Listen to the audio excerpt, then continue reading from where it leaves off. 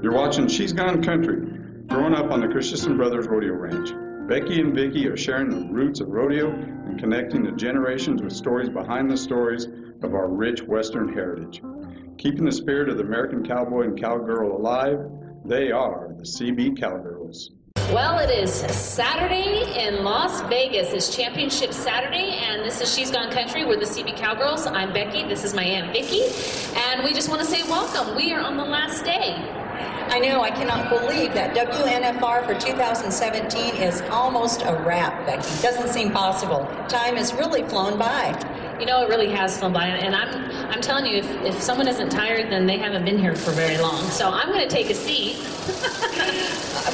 we should sit down before we fall down. It's been a wonderful 10-day run, but just like all of you out there, time to take a little rest and relaxation. Yes, and we're here at Roper Cowboy Marketplace, and we have been filming all week for the Cowboy Channel, so if you have not been able to see our show, be sure to tune in tonight at 6 p.m. and 9 p.m. Eastern Standard Time for our final show. So thank you to Cowboy Channel for bringing us on this year, and thank you to Group W for having us back. And you know, we've had great sponsors, great guests. I want to say thank you, of course, to Boyd Gaming and the Boyd Gaming Shootout. They host us each year over the Orleans, and they have some great activities and events and so forth going on over there. I know the All-In Barrel Racing qualifier for the American is today, or no, that's tomorrow, but they are open today. 1,500 barrel racers at the Orleans Arena. We just heard that riding downstairs in the elevator this morning, so. There is a lot of money sitting in their parking lot behind the hotel at the arena, let me tell you. It's not just in the casino, it's outside the casino. But also to American Hats, they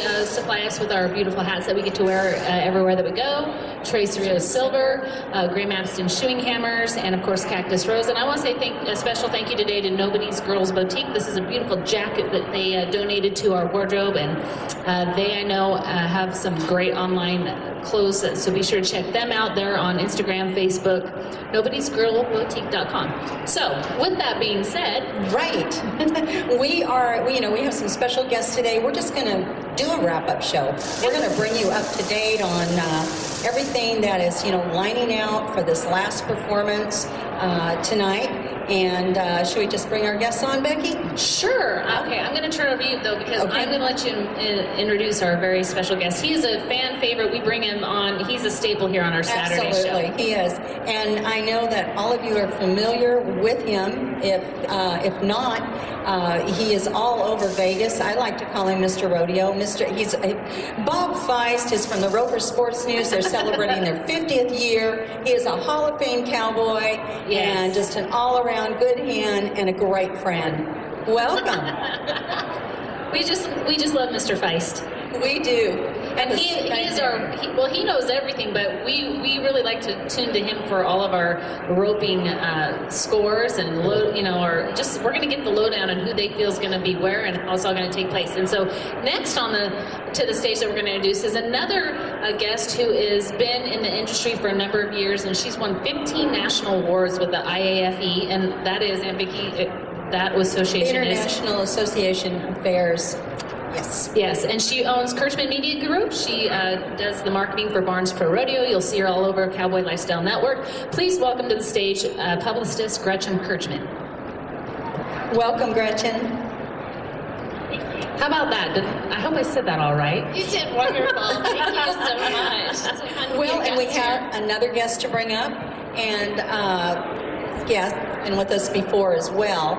And he's here every year at the National Finals Rodeo behind the scenes working with the Justin Sports Medicine Program. And Dr. Shawn Scott from Kingsland, Texas, welcome. He's going to fill us in on injuries and give us a perspective of what it looks like from the arena floor. I tell you, if these aren't industry experts, I don't know who else we could get on stage because they are in the know.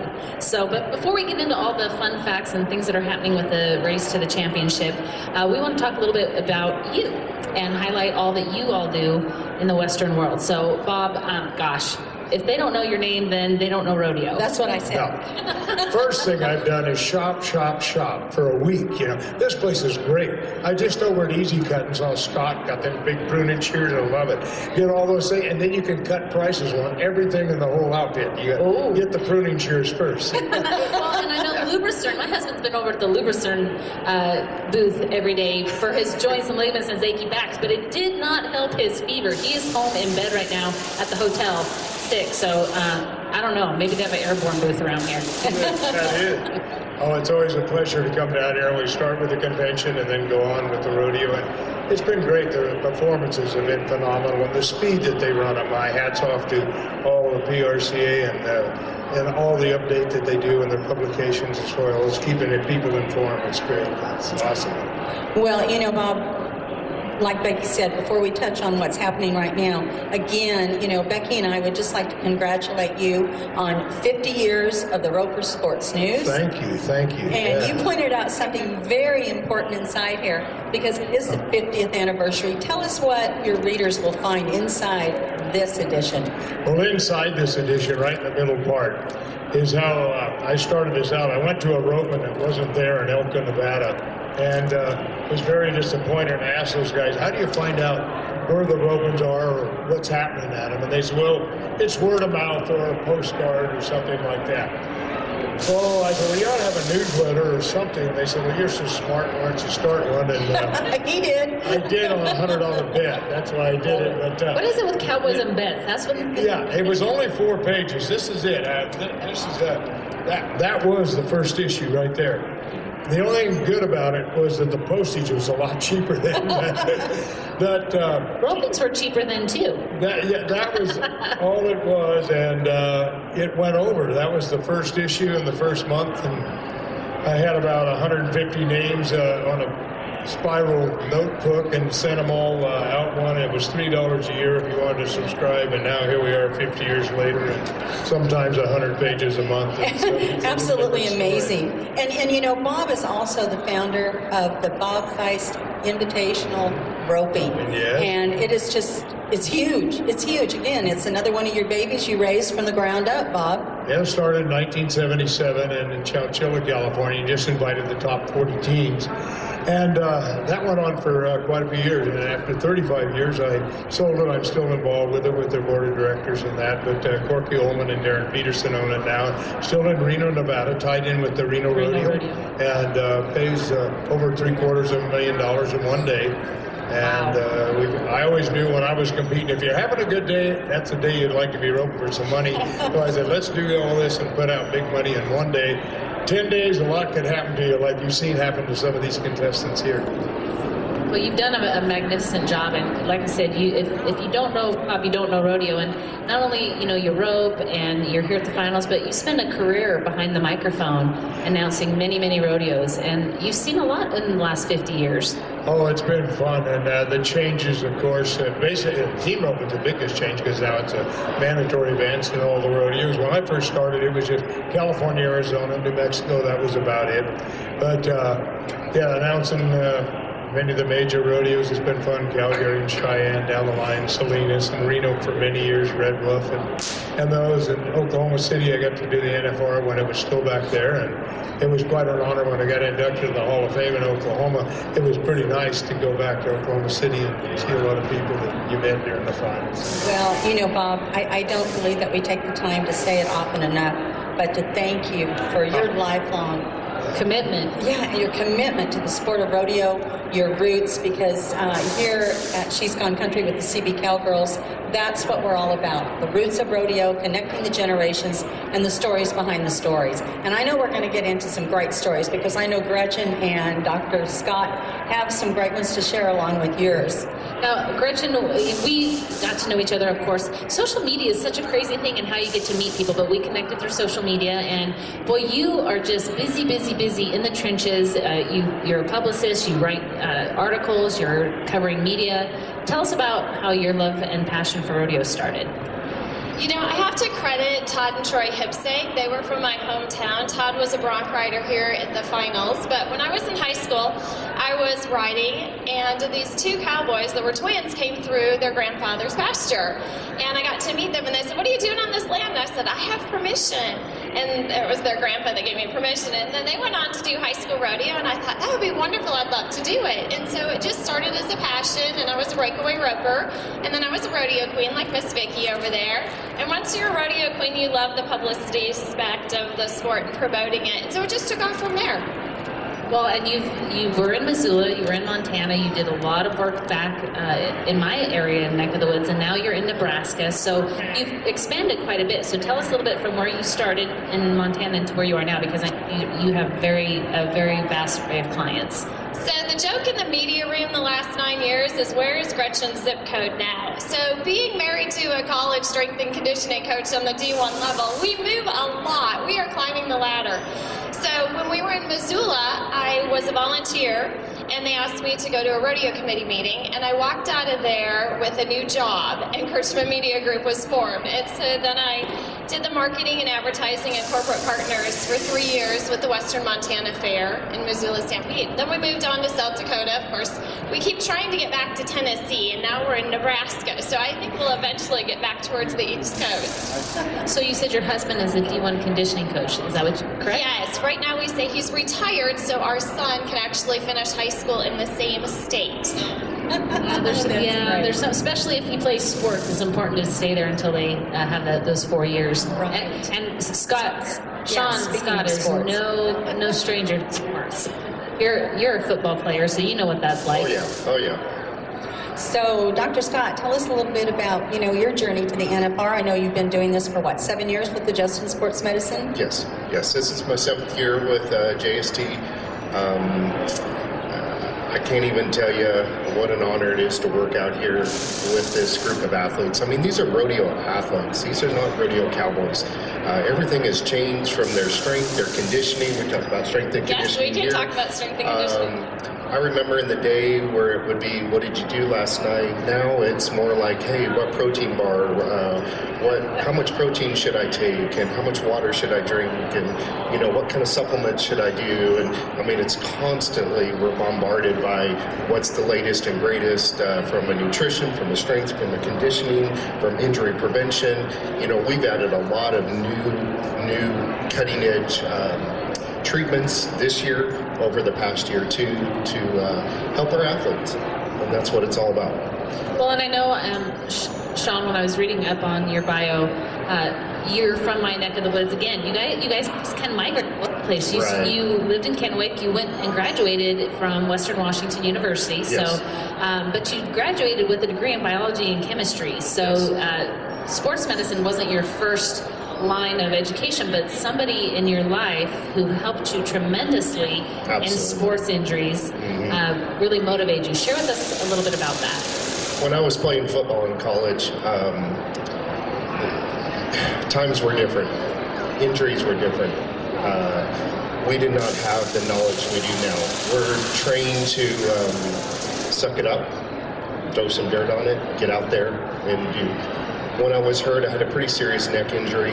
I ended up seeing a chiropractor, and that kind of led me to the path that I am now. So it kind of changed my motivation of what direction I was going to do. I saw the benefits of the hands-on approach. After graduating, I enrolled in chiropractic school in California, and then kind of journeyed on. Growing up in a rodeo family, I always knew I wanted to be a part of rodeo. Rodeo is a part of my life, so I could have done any other sport. This is what I want to do. This is my choice. Well, and it's amazing how someone can make an impact and really just direct that. So I think it's important to note that, because you guys are back there helping all those athletes. Absolutely. And there's something to be said about having somebody there. And I mean, sometimes the injuries are beyond what, where you end up at the hospital or something like that. But for the most part, you're dealing with strains and sprains and all these different things that the Justin Sports Medicine team really are specialists in. Well, we have Garrett Smith riding with an ACL injury. He's got a complete tear of his ACL. He hasn't missed one night. Our treatments were immediate. Swelling was very minimal within 24 hours. It's great. We've got Owen Hannon riding with an AC separation, Wyatt Denny with an AC separation. We have multiple contusions, multiple neck injuries, multiple back injuries. Unfortunately, Roscoe Jarbo suffered a very severe ankle sprain the very first night out. So it's tough with these guys, but I mean, we're right there. We have morning treatments from 10 to 12. We're 2 hours before the rodeo. We stay after the rodeo. You know, we have a large team here. We're incorporating many other aspects of, you know, compression therapy, decompression, dry needling, cupping, all kinds of the newer ways to get the swelling out of the joints so these guys can compete. Well, you know, I think it's really remarkable because I see Bob sitting here and I can see the wheels turning inside his head because such a drastic comparison to the way it used to be. Bob, tell us a little bit about that. Well, in the old days, and you know as well in the contracting business from your grandparents all the way down the line that when that cowboy got hurt, they became a judge. Absolutely. Right? That's a nice tip to know. I'm glad to know that. Well, I've never rode a bull. It don't matter. You can tell if he's riding him good or not. Get out there. So a guy would be on crutches and have a clipboard, and that was their free pass to the rodeo, and they might have got $20 or something to eat on. But that's how we took care of our own. And so if you were injured, you didn't go to the Justin Sports Medicine. You got a clipboard, and you were a judge. And it was quite the days. And like you said, in those days, you just sucked it up and went on with it. There was guys that would rope and have cast and have their boot in a gunny sack tied to the saddle so they could rope it. Well, and a lot of times it might be your buddies giving you advice. Hey, do this, here, let me, you know, all of a sudden we become self-doctors. Self-chiropractic care behind the shoots. Yeah. Well, I have a picture that can definitely be proof in the pudding. I was doing the Buffalo Rodeo, its 64th anniversary this year, and I was doing the archives and redoing the website. And in 1979, Marty Barnes has got his arm in a cast and he's judging. Yeah. So, there you have it. That gave him an excuse not to know how to write. That must be that generational thing. And Vicki bought me a cap that has now become a staple. Says "Suck it up, Buttercup." Yeah. I'm waiting for a bronc to be named that. That would be a great name. That would be a great name. Yeah. All right, TJ Corco, I'm waiting for you to name that horse.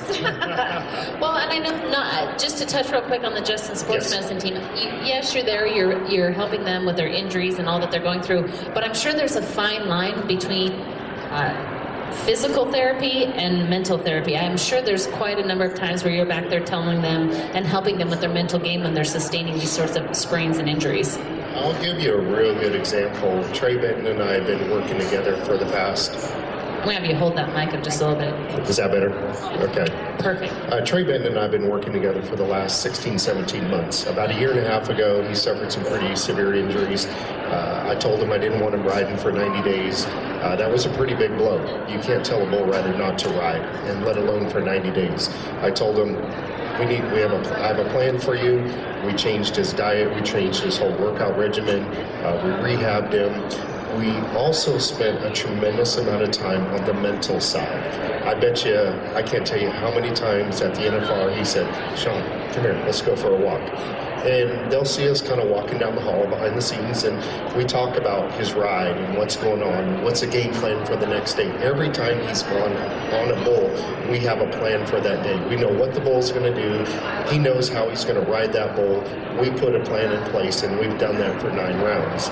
And it's been great because, you know, he's taken me on stage every night that he's won the round.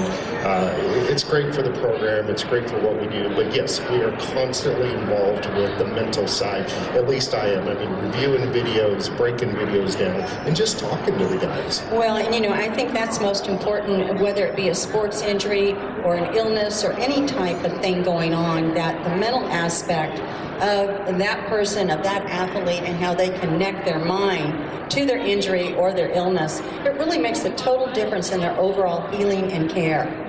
Well, we know that from sports psychologists, especially with Nebraska. I have to put the, go big red plug in there when I wear my red glasses today. But we see it a lot, and my husband Scott talks about it and how it really is a game. I'm interested to see if we'll start seeing more in the sport of rodeo. Yeah, and I also think it's interesting because, I know you see a lot of the rough stock competitors, but, what do you see on the timed event side? I mean, because they're using their bodies, bulldoggers are throwing their bodies on these steers. Shane Manchie comes in every night. He gets worked on. Trevor Brazil's coming in there. Junior had a pretty good rope burn. I don't know if anybody noticed that or saw that, but, we're treating sometimes serious, sometimes little injuries, sometimes we're stretching them. The hardest thing with the time limit guys is the horses.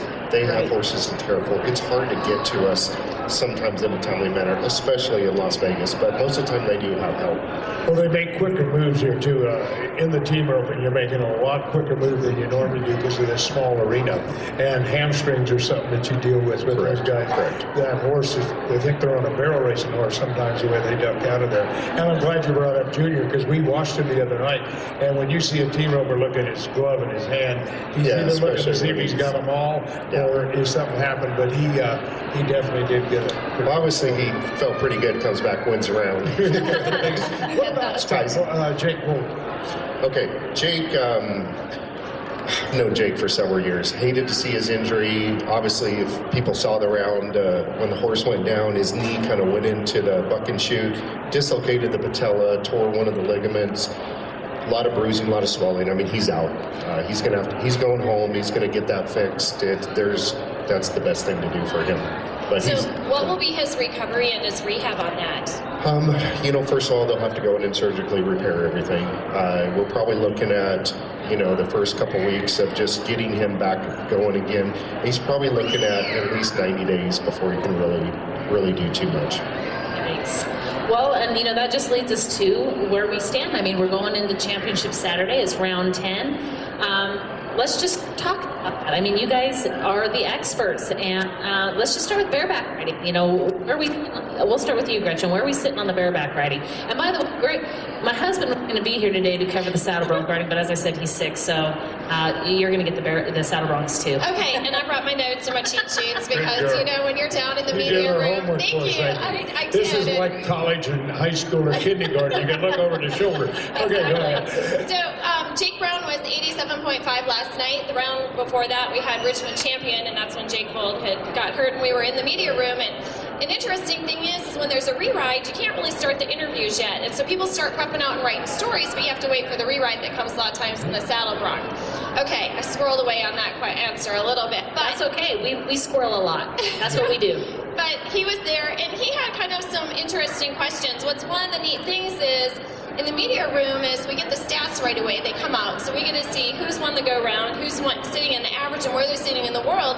And then the PRCA does a really great job. Matt Neighbor and Nick and Justin, Scott, Brian, and I hate to leave anybody out, Amber too, the staff down there. And they give us questions. And do you want to read one of the answers, or I'll read a question? No, go ahead. I was just going to turn pages. Oh, okay. So one of the questions he was asked is, what have the last couple of nights been like for you after the first week? And his answer was, the first couple of nights were rough. I won a check, but not much. And it was kind of going slow, and the horses got me on the dirt a couple of times. But the last 2 nights have gone good. Last night I was 86 points and got third, and now I was blessed to be 87.5. And I'd like to add, we're seeing some really high bareback scores this year. Yes, much more than I recall in the past, that's for sure. Guys are coming in. I mean, there's several guys that are newer. This is their first, second finals. I really feel a lot of guys are coming in healthier.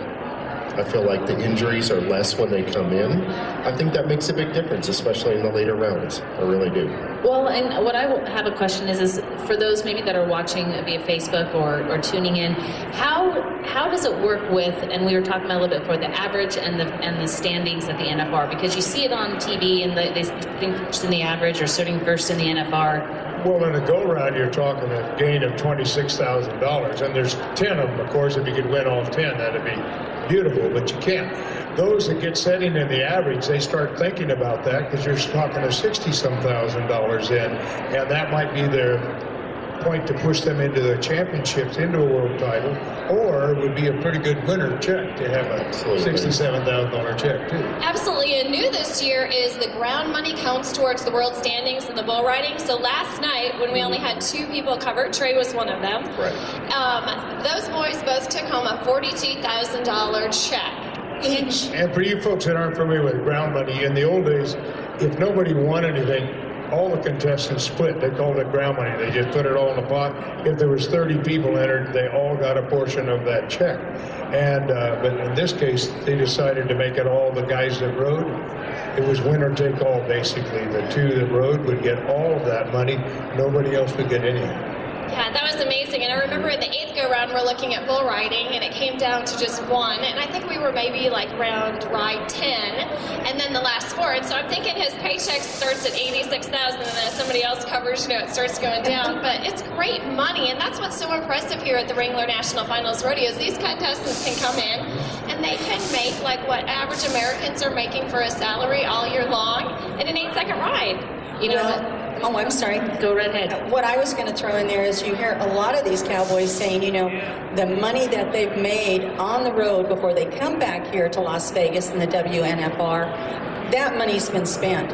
When they get back here to the NFR, this is their income. These 10 days is payday.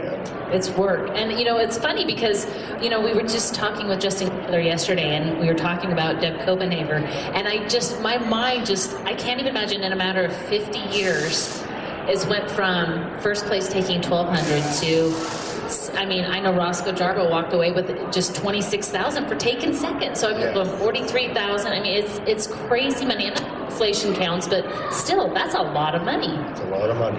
Speaking of Deb, he was at the World of Rodeo reunion earlier this week, and I want to give a congratulations to Miss Vicki. You've got your beautiful medallion on. She was recognized as one of the 50 most notable women in the Western industry, so thank you.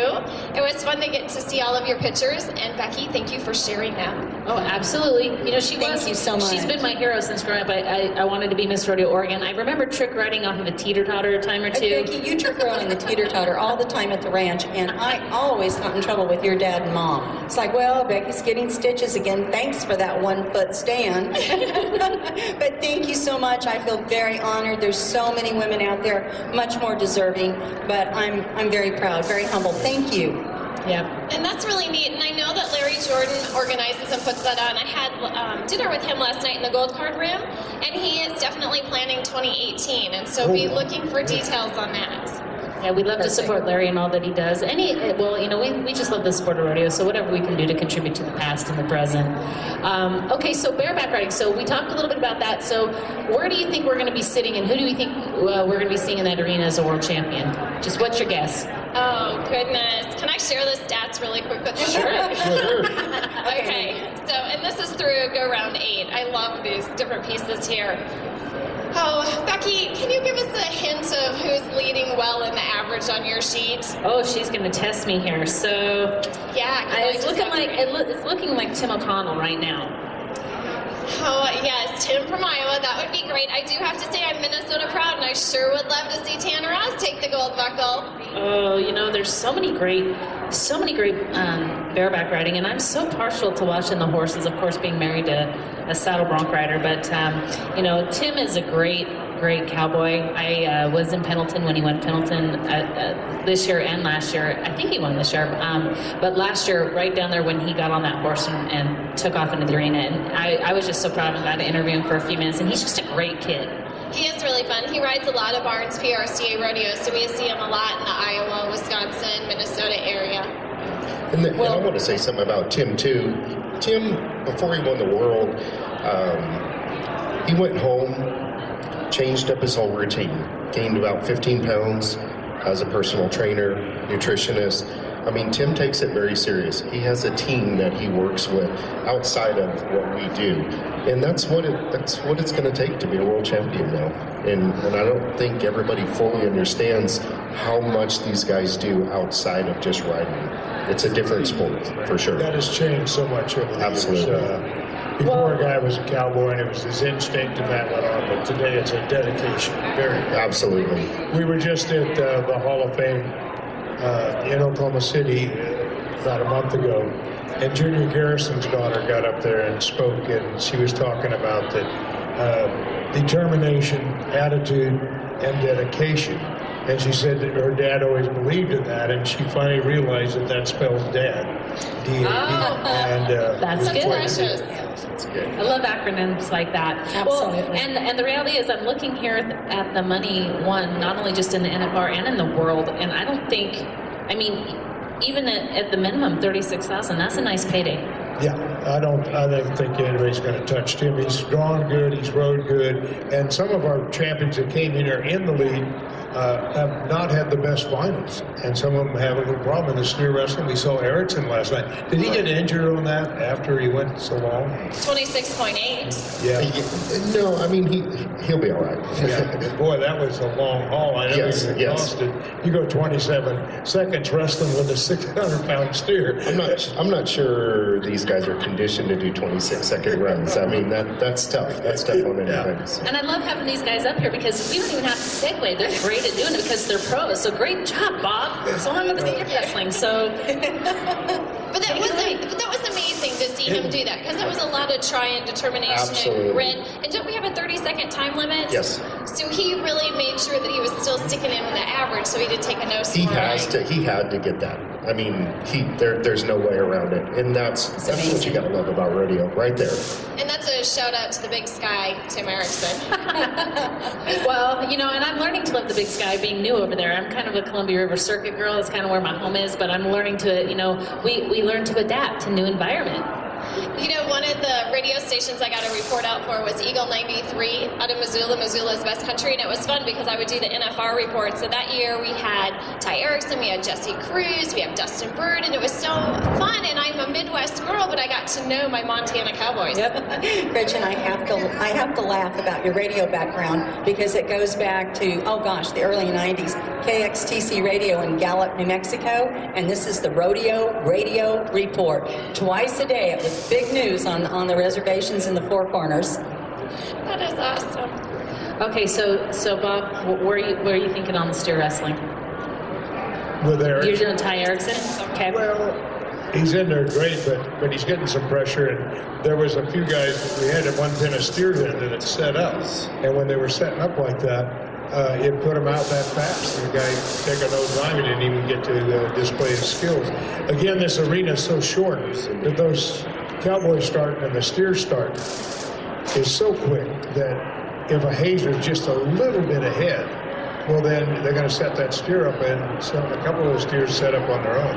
But that hurts them, and you have the stats there. Everybody, how many have caught all of them? I think there's I'll just give that over to you. On that, I didn't get my all my homework done. No, but Ty is still in first, but he's 7th place in the average now, and that's he was right up in there, and that hurt a lot. Moved a lot of things away last night. The one that has taken over the lead in the average, Dakota Elridge, but Dakota came in so many dollars down. He's having a great finals. And he's number 1 in the average right now, but he's when you look at the world stand, he's moved to 4th. If he could move all the way up, win that $60,000 and win another go-round tonight, you know, that's a pretty good night. So you're talking almost $100,000 he could pick up tonight. To give you the overall figures, Ty has 235 and Dakota's at 178. So could it happen? Yes, it could. Tonight you put the average of that 178 and let him place in that go-round again tonight. It'd be great. And you know, Dakota's another one coming in every night to the training room, getting worked on. I mean, he knows he's on a roll, like you had said. He's doing well. He's going to take every advantage, whether it's us working on him. I mean, a lot's on the line here. And but we also know what's going to happen is there's a whole bunch of guys that are out of the average and they're going for the go-round win. And so when that comes into play, your competition sometimes can even be tougher because you've got a whole bunch of guys just going for the go-round win, not worrying, protecting, slowing up or anything. There's win, lose, or draw, they're just giving it all they got because, again, there's just a lot of money out there today. So get what you can get when you can get it. Bob, what do you think about the team roping? Well, the team roping's taken a big change in here because Caleb and Junior came so much into the lead. But when they went out of the average, and now they have 7 steers down, so tonight would make them 8. Chad Masters and Travis Graves. Chad is such a veteran here and such a good thinker in this arena. And he's come all the way. They're leading the average. Now, he's 117 in the heading 1,000 and 124 in the heeling. Junior is 223,000 in the world, still leading the world at 222 for Caleb. Masters would have to win the round, win the average, and that's going to give them close to 100,000. It still won't put them up. Well, and even though they're roping as a team, one header can win and a different heeler can win the world title. Yes, it can, because they can split partners during the year, so they aren't equal money right now. Some come in with the same amount of money won for the year. Like Junior went off to another rodeo and won another $1,000 over Caleb. He's got 223 won. Caleb had. But the bill threatened tonight, and I think they'll probably go on with it. I'm pulling on Eric Rogers and Corey Pesca. It's amazing. They've come from behind. They're second in the average right now. They're third in the world, and they're 204,000. Even if Caleb and Junior go and win the round tonight, that's all they have a chance for. That's going to give them $26,000. They're ninth in the average. They aren't going to get a check out of it. So Eric and Corey, they have right now they have 8 steers down. Well, and Yeah. I have to Knocking on the door. I have to ask this because again, the arena is so much smaller than a lot of the arenas that they compete in on a regular basis, and they're throwing down steers, they're team roping, and they're calf. I mean, calf roping's a little bit higher, but we're seeing 3-3. I mean, I thought we were going to see a 3 flat last night in the steer wrestling. I was just like, Amazing. I've never seen this many 3-second runs in team roping in my life. I can remember twice I was 4, and I can tell you where they were and walk you through them, but that was 100 years ago. When I see these 3s, it just blows my mind away, but the way these guys rope today. But in the steer wrestling, it's been amazing, and they just not just one fluke deal. They'd be 3-4 in a row like that. It was amazing. That was amazing what the paychecks were doing, because sometimes a 4-1 is going to win the round, and then we've seen it to where it's not even placing. And I was looking at the go round number 6 in team roping really quick, where you had that 3 seconds and it paid all the way down to 4th place. wow, Yeah. wow. Well, And- the 3-second run. In the 3-second Imagine that. We talk about some of the mental side. I mean, one of the things I've seen change over the last 15 years is videotaping the steers, knowing your steers, going home and practicing. I remember back in the day with Speed and Rich, we'd set up the arena, the exact dimensions of the NFR. I mean, we went down to the inch, and we made sure that every run was going to replicate being in Las Vegas. So everything is changing from video to the setup and all that. I think this arena, so many times we've seen the header get tight in that corner. I'd like to see a little more leeway with the flagging. The rules state the horses have to be the ropes tight and the horses facing each other. It doesn't lend itself. The steer is caught. He's captured, the run's complete, and they're still holding the flag on him. It puts it's the cost horse some of them probably over the week, maybe 4 seconds total in just the facing part. And, Sure. That's a very good point. That's a very good point. So I think they should be a little more lenient here in that than they are, because this is, you're playing tennis on a ping pong table here. That is a very good description of it. Well, let's move on to the calf roping. What are your views on the calf roping? Well, Like I I said, do these have to guys give are a the shout out experts. to Caleb Schmidt and Corey Solomon in the 8th go-round. Yes. Oh my goodness, those smoking runs, when you think that you're going to hang on to that win and then you end up splitting it. So that was pretty amazing. Last night we saw Shane Hansey tie his calf, and I need help a little bit, Becky, on... I don't have the calf roping. Oh, do you not have the calf Nope. roping? Oh, it's in that stack right there, Mr. Bob. I'll turn that one over to Bob.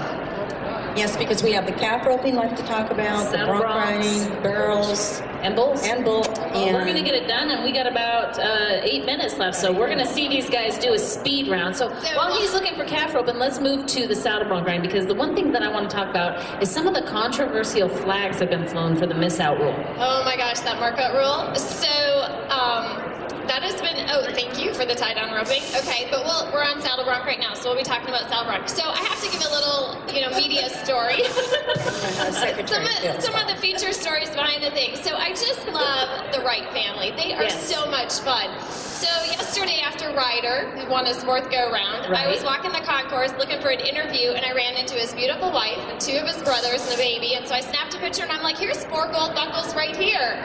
And those are fun because if we can find the family and ask them questions, questions, and then when we go down to the media room to do some interviewing, it really just makes the contestants at ease, and they love to see that their family's involved. Well, and Gray and Cody are really good friends, and Cody's just such a steady Eddie with those kids, and it's amazing to see him still out there riding during the regular season with his kids and his brothers. At 40 years and going, so yeah, I mean, it's a legacy. When I was, oh gosh, I don't want to fall off the stage. When I was in Cheyenne this year at the granddaddy of them all, it was fun because Cody was riding with 2 of his sons, and so then we went up on the back of the bucking chutes and took some pictures. But they're so polite, they're so respectful. Cody's wife Cherie is just wonderful. Well, so are we saying that the rider's we're gonna assume rider's gonna take it That's this year? I mean, it'd be pretty cool. That would be great. And are they staying pretty healthy back there in the Saddle Bronc? Yes.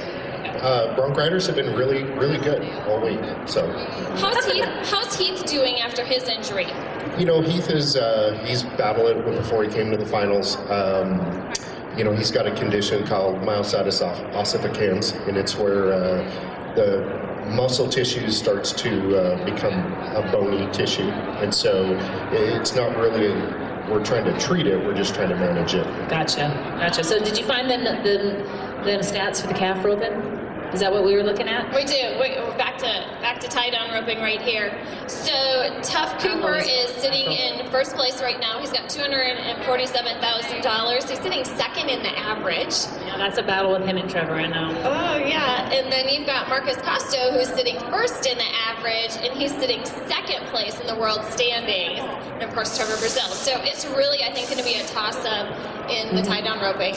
Bob, what's your opinion on that? Toss-up, educated guess? Gretchen got it? Get right on. I mean, you know Tough's going to go for it. He hit one round. He's going to go all the way. And but Costa's had a great display of talent here all week. The horses have been amazing. I was surprised a couple runs that that Trevor's horse was not working. But with Trevor, sometimes he doesn't need a horse. Trevor's Trevor. The consistency, I tell you. Well, and so there's the calf roping, and so we got about 5 minutes left. We got 2 events. We got barrels, and I know, Gretchen, I really lean to you to bring us some updates on the barrels, and then we got the bulls. So go ahead with the barrels. Oh my goodness, Haley is tearing it up. I cannot believe, I can't believe she can get any faster, but she keeps winning those go-round wins down there. So that's been really amazing to see. Of course, Lisa Lockhart is always consistent. It's fun to see her and Louie come out there. And then there's just, a few more. I'm surprised we haven't seen more of Brittany Posey in the media room coming down there. And I know Amberly had a few rounds. Did she win around this year at the WNFR? She's sitting 11th in the average right now and 4th in the world. Gotcha. And, I have to just say real quick, I love Lisa Lockhart's horse. I'm just saying, I think he's going to be one of those ones that's going to be really comparable and memorable like Scamper was. That's just my opinion. I would totally agree. When the Wranglers Champion Challenge was in Sioux Falls in late September, they brought all the champions down to do autographs, and it was in Sioux Falls, South Dakota, so I'm going to say that again. And Lisa's line was so long. There were so many kids, and it was really fun to just see her big fan base come out there. Well, let's talk about the bull riding. I know everyone's wanting to talk about the bull riding because it has been an interesting ride, and if you have not missed any of the rounds, tonight is going to be the round you don't want to miss, because if anything changes anything can happen, it can go in several different directions. So let's talk about that. What about injuries first, Dr. Scott? Okay, we had a Brandon concussion earlier in the week. Those are tough. Just real quick, I want to touch on that. When these guys get hurt, these are serious, and we're doing our best to be cutting edge, taking care of these guys. The NFR has a rule that if you sit out one night, you have to sit out 2 nights. That does help the guys. So Brendan is back. Other than that, the bull riding, we're doing pretty good. I mean, Garrett Smith, amazing to be riding every night with an ACL tear. Crazy. We're treating a lot of the guys, but we're doing well. We're keeping up on it. I'm sure we're going to see Sage. I am sure that's our world champion. Okay. And I just love watching Sage Kimsey ride. It's just amazing, and he's such a talent up there, and it's great. He makes it look so easy. But I have to give some accolades to some of the other cowboys that are out there. I mean, bless his heart, we had Roscoe on the stage, and he came up here in a boot. We talked about his boots, and yet he still just keeps getting on. You know, win, lose, or draw, he may get bucked up, but he's not going home without giving it a try. Mm-hmm. Commitment and there heart. is no other sport a guy like Roscoe or Garrett would be able to compete. There's just no other sport. You couldn't do that. It's amazing. It's great to see. Well, there you have it. I mean, we have our industry experts up here, and they've given you their predictions. Now it's going to be up to you, folks at home, to make sure that you're tuned in tonight to the final round, the championship round of the WNFR. And goodness, we're going to say adieu. We're just about out of time, and it's been a great run this year. I'm sure we'll be back next year. But again, I just want to say thank you to all of our sponsors, all of our guests. Thank you, folks, for coming out. Thank you. And Vicki, I'm going to turn to you until next year. Well, thank you so much, Becky. It's always a pleasure to be here in Las Vegas, and it really, truly does become Cowboy Town during the WNFR. Bob Fiest, you're an icon, and thank you so much for joining us. Gretchen, thank you. Dr. Scott, we appreciate all you do on the arena floor to keep our cowboy and cowgirl athletes well. Thank you all so much. God bless you. Bye-bye. See you next year.